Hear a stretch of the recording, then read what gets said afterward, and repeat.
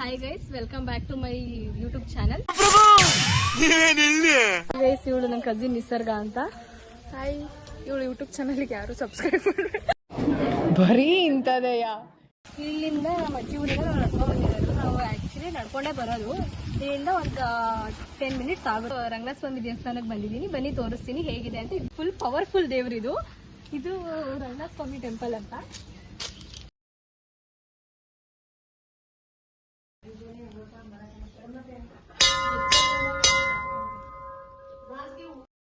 ಪರಮಾತ್ಮನಲ್ಲಿ ಏನನ್ನಾದರೂ ಬೇಡುವುದಾದರೆ ಪರಮಾತ್ಮನನ್ನೇ ಬೇಡು. ಪರಮಾತ್ಮ ನಿನ್ನವನಾದರೆ ಸರ್ವಸ್ವವೂ ನಿನ್ನದೇ.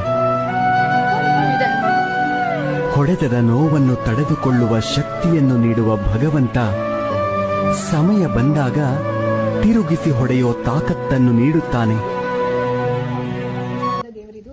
ಇದೊಂದು ಕಲ್ಲಾಗಿದ್ದು ಇವಾಗ ಫುಲ್ ಈ ತರ ಮ್ಯಾನುಫ್ಯಾಕ್ಚರ್ ಮಾಡಿದ್ದಾರೆ.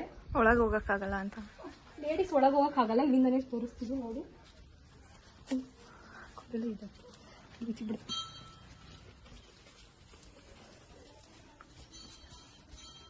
ಇದನ್ನ ತೋರಿಸ್ಬ. ಇದು ಹೆಂಗಸರು ತೆಗೆದ್ಬಿಟ್ಟವ್ರೆ ಕಣೆ. ದೇವರ ಪಾದ. ಇದು ದೇವ್ರ ಪಾದ. ದೇವ್ರು ಇಲ್ಲಿ ಬಂದು ಕಾಲಿಟ್ಟಿದ್ದು ಅಂತ. ಬನ್ನಿ ಬನ್ನಿ ಹೋಗೋಣ. ಒಳ್ಳೆ ಕಮ್ಮಿ ಕೇಸ್ ಐತೆ. ಇಲ್ಲಿ ದೇವ್ರನ್ನ ತೊಳೆಯೋದು ನೀರು ಬರುತ್ತೆ. ಆ ನೀರೇ ಶ್ರೇಷ್ಠ ಅಂತ ಎಲ್ಲರೂ ಮೈಗೆಲ್ಲ ಹಚ್ಕೊಂಡು ಕಾಯಿಲೆ ಏನಿದ್ರು ವಾಸಿ ಆಗುತ್ತೆ.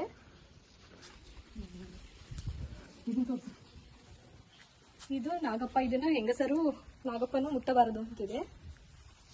ನಾವು ಚಿಕ್ಕ ವಯಸ್ಸಲ್ಲಿ ಆಟ ಆಡ್ತಿದ್ವಿ. ಚಿಕ್ಕ ವಯಸ್ಸಲ್ಲೆಲ್ಲ ಇಲ್ಲಿ ಬಂದು ಆಟ ಆಡ್ತಿದ್ವಿ. ಚೈಲ್ಡ್ಹುಡ್ ಮೆಮೊರೀಸ್ ಎಲ್ಲ. ಕೆಲಸ ನಿನದೆ, ಫಲವು ನಿನದೆ, ಛಲದ ಒಡೆಯ ನೀನು.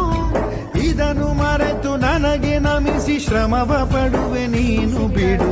ಗಿಡ ತುಳಸಿ ಕಟ್ಟೆ. ಇದು ಗರುಡಗಂಬ ದೇವ್ರದ್ದು. ಸ್ಥಾಪನೆ 31 ಮೀನ್ಸ್ 1931 ಅಲ್ಲಿ ಇದನ್ನ ಈ ದೇವ್ರದ್ದು ದೇವಸ್ಥಾನ ಕನ್ಸ್ಟ್ರಕ್ಟ್ ಮಾಡಿರೋದು. ಬಯೋನಿಗೆ ತೋರಿಸಿ. ಇಲ್ಲಿ ಬಂದಾಗೆಲ್ಲ ಫುಲ್ಲು ಪೀಸ್ಫುಲ್ ಆಗಿರುತ್ತೆ. ನಾವು ಊರಿಗೆಲ್ಲ ಬಂದಾಗೆಲ್ಲ ಇಲ್ಲಿ ನಮ್ಮ ಪ್ರೆಸೆಂಟ್ ಇದ್ದೇ ಇರುತ್ತೆ. ನಾವು ಬಂದೇ ಬರ್ತೀವಿ ಇಲ್ಲಿಗೆ. ಈ ದೇವಸ್ಥಾನ ಅಂದರೆ ನಮಗೆ ಎಷ್ಟು ಅಟ್ಯಾಚ್ಮೆಂಟು.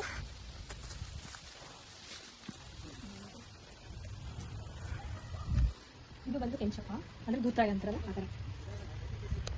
ಅಪೂರ್ವಂ ಅಥರ್ವಂ ಆರೋಗ್ಯಂ ರಹಸ್ಯಂ ಮಹಾವಿಷ್ಣು ಅವತಾರಿ ಲೀಲಾಮಯ ಸದಾ ಕಲಶಹಸ್ತಾಯ ಲೋಕಪ್ರಿಯ. ಇಡೀ ಭೂಮಿ ಧನ್ವಂತ್ರಿ ದೇವಾಲಯ. ಶರೀರಕ್ಕೆ ಇನ್ನಿಲ್ಲ ರೋಗ ಭಯ. ಎಲೆ ಬೇರು ಕಾಂಡದಲ್ಲೂ ಬರೆದಿಟ್ಟ ವೇದ. ಪ್ರತಿ ಸೃಷ್ಟಿ ಕಣದಲ್ಲೂ ಸಹಜೀವಿಯಾದ ವೈದ್ಯೋ ನಾರಾಯಣೋ. ದರ್ಶನ ಆಯ್ತು ದೇವ್ರದ್ದು. ಇವಾಗ ಊರಿಗೆ ಹೋಗ್ತಾ ಇದ್ದೀನಿ ಅಂತ ನಾನು ಎಲ್ಲಿ